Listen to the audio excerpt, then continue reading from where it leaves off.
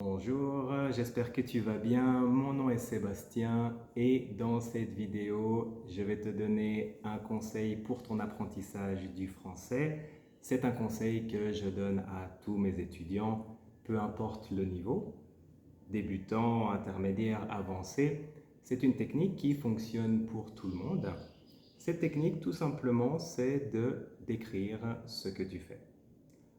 On commence par des phrases simples, par exemple, je regarde un film, je prépare le déjeuner, je cuisine du riz et du poulet. Et ensuite, on peut augmenter la difficulté. Par exemple, je regarde un film très intéressant. C'est un film sur une enquête policière. Alors, il y a différents avantages à cette technique. La première, c'est le vocabulaire. C'est très bien d'apprendre des listes de vocabulaire, la liste des couleurs, la liste des vêtements, la liste des pièces d'une maison, d'un appartement. Le problème avec ça, c'est notre mémoire. Quand on n'utilise pas les mots, on les oublie. Alors, le but de cette technique, c'est d'apprendre du vocabulaire que vraiment tu as besoin et que tu peux utiliser ensuite dans une conversation avec un ami, avec un collègue. Le deuxième avantage, c'est de mettre en pratique tout de suite ce que tu apprends en cours. On commence avec le présent, par exemple. Je regarde un film. Bon, ensuite, en cours, tu apprends le futur proche.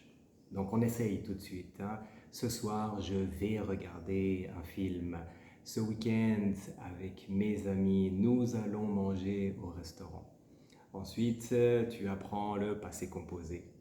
Et de nouveau, on essaye.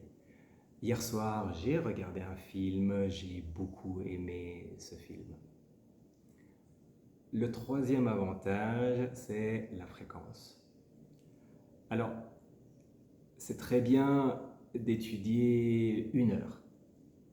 Par exemple, le lundi, donc j'ai le temps, je travaille, j'étudie pendant 1 heure. Mais ensuite, le mardi, peut-être que j'ai beaucoup de travail, j'ai des réunions, mercredi aussi, jeudi, le temps passe et on oublie.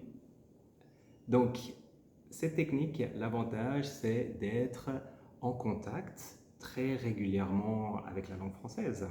Alors, tu peux prendre 5-10 minutes le matin et ensuite la même chose l'après-midi, le soir. Et aussi, par exemple, justement, quand tu cuisines, tu peux essayer de penser en français. Quand tu es dans les transports publics pour aller au travail, eh bien là aussi, tu peux profiter de ce temps pour simplement essayer de faire des phrases. Et comme on a tous un téléphone, alors on a un dictionnaire qui est disponible. Quand on ne connaît pas un mot, on cherche et puis on essaye de faire une phrase. L'avantage avec ça, c'est de pouvoir régulièrement switcher notre cerveau en français, d'être en contact vraiment permanent avec la langue. Parce qu'aussi, ensuite, quand on veut avoir une conversation avec un ami, avec un collègue, eh bien, c'est plus facile parce qu'on a déjà l'habitude de le faire. Et justement, on peut utiliser eh bien, toutes ces phrases que nous avons déjà préparées. Voilà, j'espère que ce conseil est utile. Si c'est le cas, alors j'aime la vidéo et puis tu peux t'inscrire à cette chaîne. Je donne régulièrement d'autres conseils et aussi je parle de différents aspects de la langue française.